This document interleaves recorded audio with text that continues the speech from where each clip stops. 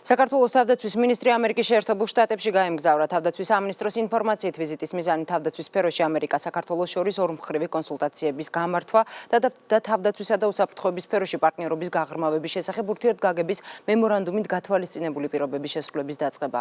ვაშინგტონში დაგეგმილი ამერიკა-საქართველოს სტრატეგიული პარტნიორობის კომისიის სხდომა, რომელზეც მხარები რეგიონული და მრავალმხრივი უსაფრთხოების საკითხებს განიხილავენ, მათ შორის იქნება ოკუპირებული ტერიტორიების, კონტრტერორიზმის, ასევე საზღვაო უსაფრთხოების, კრიზისების მართვისა და კიბერუსაფრთხოების თემებიც.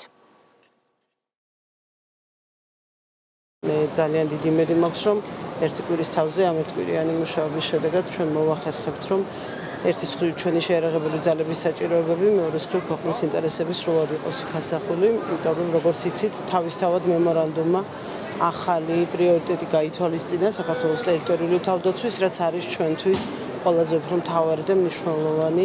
როგორც იცით, უსაფრთხოების სფეროში მოეწერა ხელი რეფერენდუმს და ზუსტად ამ ჩარჩოს შემუშავებაზე მიმდინარეობს მუშაობა. სწორედ ამიტომ საქართველოს თავდაცვის მინისტრის ვიზიტი ამერიკის შეერთებულ შტატებში ძალიან მნიშვნელოვანია.